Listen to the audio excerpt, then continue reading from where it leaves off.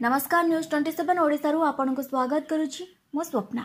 देखंतु कोरापुट जिला बंधुका ब्लॉक रो एक स्वतंत्र खबर। बंधुका ब्लॉक झंझावती नदी प्रकृतिर अति सुंदर गोदगोदा जलप्रपात। कोरापुट जिलार बंधुका ब्लॉक अंतर्गत करामोड़ा ग्राम रे थिबा प्रकृतिर अति आपणार सुंदर दृश्य जलप्रपात रही। अंचल रे समस्त छोट शिशु युवा युवती और वृद्ध वृद्धांक द्वारा परिचित नाम गोदगोदा। ଏହି ଜଳପ୍ରପାତ ବନ୍ଧୁଗାଁ ଠାରୁ 3 କିଲୋମିଟର ଦୂରରେ କରାମଡ଼ା ଗ୍ରାମ ନିକଟ ଦେଇ ବହି ଯାଉଥିବା ଝଞ୍ଜାବତୀ ନଦୀ ରହିଛି। ଏହି ନଦୀର ମଧ୍ୟଭାଗରେ ଉଭୟ କୂଳକୁ ଲାଗି ରହିଛି ବିରାଟ ପଥର। ଯେଉଁ ପାଣି ଆସୁଛି ପଥର ଉପର ଦେଇ ନିମ୍ନକୁ ଖସି ପଡୁଛି।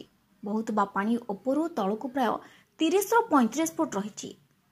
ଏହି ଖସି ପଡୁଥିବା ପାଣି ଅତି ସୁନ୍ଦର ଦେଖାଯିବା ସହିତ ଗର୍ଜନ ଶୁଣିବାକୁ ମିଳେ। ଏହାରି ଗର୍ଜନରେ ପାଖରେ ଥିଲେ ମଧ୍ୟ କଥାବାର୍ତ୍ତା ଶୁଣିବାକୁ କଷ୍ଟ ହୁଏ। ଏହାରି ପାଖରେ ରହିଛି ସାତିଆଲି ଗୁମି ବହୁତ ଗଭୀର।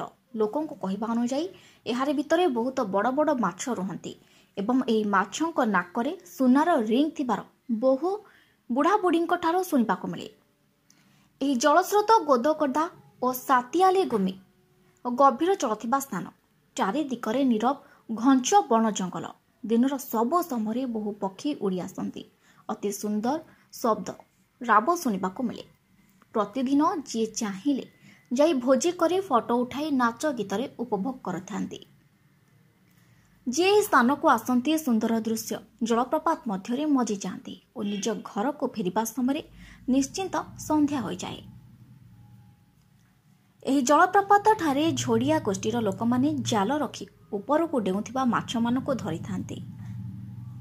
ସେହି ମାଛ ବିକ୍ରି କରି ନିଜ ପରିବାର ଚଳାଇଥାନ୍ତି। ଏହି ଗୋଦଗୋଦା ଜଳସ୍ରୋତ ଠାରେ ବହୁ ଯୁବକ ଗାଧୋଇଥାନ୍ତି ଓ ବର୍ତ୍ତମାନ ସୁଦ୍ଧା କୌଣସି ପ୍ରକାର ଭାବେ କାହାରି ଜୀବନ ଯାଇନାହିଁ ଓ ସମ୍ପୂର୍ଣ୍ଣ ବିପଦମୁକ୍ତ ଭାବେ ଲୋକେ ଜାଣନ୍ତି। ଏହି ଜଳପ୍ରପାତ ସ୍ଥାନକୁ ବନ୍ଧୁକା ବ୍ଲକ ପାଇଁ ସୁଯୋଗ ରହିଛି ପର୍ଯ୍ୟଟନସ୍ଥଳୀ ଭାବରେ କରିବାକୁ। जिला प्रशासन और राज्य सरकार को दृष्टि देबाकू ब्लॉकवासी अनुरोध करने सहित अपेक्षार रही। डिसेम्बर और जानुआरी मास मध्य बहु लोक एठारे पहुंची भोजी खाई निज घर को फेरती।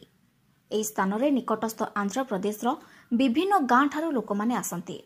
एथिपाई जिला प्रशासन एठारे किछि टंका खर्च करी भोजी रांधिबा घर करने सहित इको फ्रेंडली गृह कले आउ अधिक मनोरम दृश्य जलप्रपात मध्य अवस्थित देखा मिलिबो।